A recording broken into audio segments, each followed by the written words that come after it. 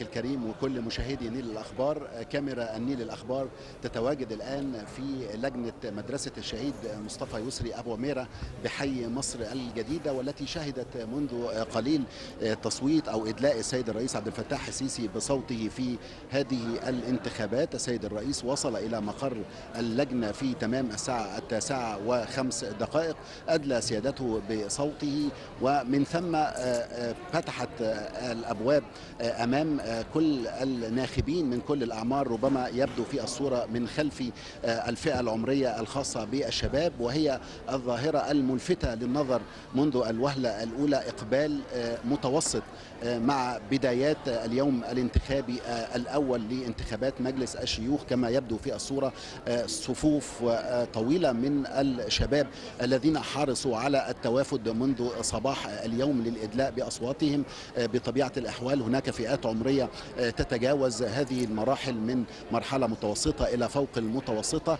تدخل هذه الأعمار السيدات والرجال مباشرة إلى اللجان، لا يلتزمون بالطابور اعتبارا لظروفهم الصحية، ولكن بشكل عام بداية جيدة وبداية موفقة لليوم الأول من أيام الاستحقاق الدستوري انتخابات مجلس الشيوخ عام 2025 بالداخل.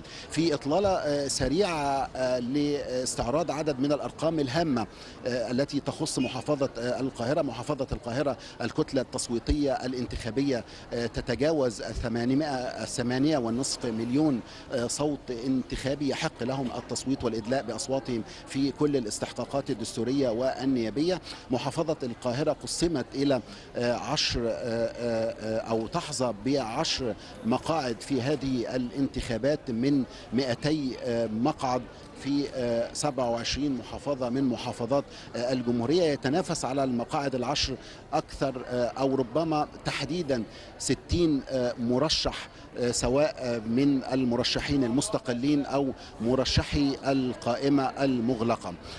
عدد اللجان في المحافظة تتجاوز 336 لجنة في أكثر من 544 مقرا انتخابيا. المحافظة كانت قد أنهت كل الاستعدادات اللوجستية الخاصة بهذا الماراثون منذ نحو الأسبوع، وكانت آخر هذه الاستعدادات ليلة أمس بجولة موسعة لمحافظ القاهرة استعرض خلالها جهوزية عدد كبير من اللجان الانتخابية في المحافظة في مناطق مختلفة من المحافظة. كاميرا النيل أيضا كان لها جولة منذ الصباح الباكر على عدد من اللجان التي تقع في نطاق حي مصر الجديدة ومدينة نصر. لاحظنا أن هناك استعداد تام من اللجان الانتخابية. توافد السادة القضاة على المقرات الانتخابية قبيل الساعة 9، في حوالي الساعة 8 إلى 8:30 كانت كل اللجان قد استقبلت القضاة والأطقم الإدارية والنيابية المعاونة للقضاة في تيسير عملية الإدلاء بالصوت. كانت هناك استعدادات لوجستية مكثفة، الحصول على الأوراق الاقتراع، الحصول على الأحبار، وكل هذه الصناديق المغلفة والجاهزة لإدلاء المواطنين بالأصوات. بشكل عام كانت هناك حالة من الجهوزية التامة في كل اللجان الانتخابية ومراكز الاقتراع في كل أنحاء المحافظة. هناك عدد من غرف العمليات والسيطرة والمتابعة في المحافظة.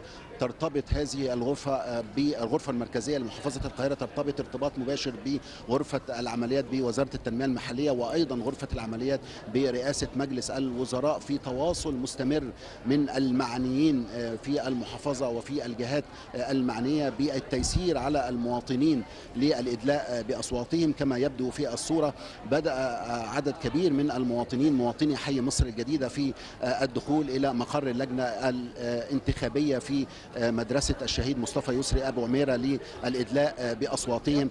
تحدثنا منذ قليل مع عدد من هؤلاء الشباب، لمسنا وعيا جيدا بسير العملية الانتخابية، بتقسيم الدوائر في مختلف أنحاء الجمهورية، بعدد المترشحين، بعدد المقاعد التي تحظى بها المحافظة.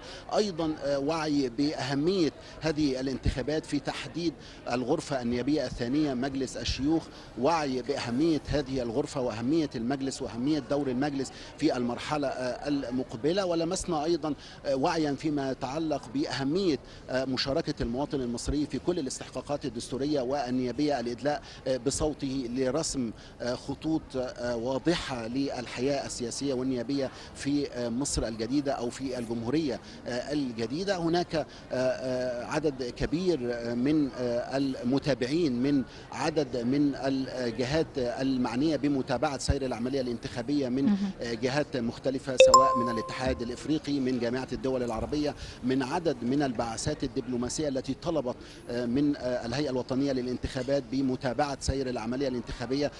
تقابلنا وأجرينا أحاديث متفرقة مع عدد من هؤلاء المتابعين. هناك اهتمام سواء إقليمي أو دولي بالحياة النيابية والدستورية في مصر، وهناك إشادة بتنظيم مثل هذه الاستحقاقات الدستورية في وقت يعني وجيز للغاية، ترتيب وتنظيم جيدين للغاية من قبل الدولة المصرية ومن قبل الجهات المعنية لإخراج المشهد الانتخابي في أبهى صوره. لازلنا في بداية اليوم الأول من هذا الاستحقاق الدستوري النيابي الهام. زميلتي كما رصدنا نعم، ما زلنا في بداية اليوم علاء، المواطنين يتصدرهم الشباب.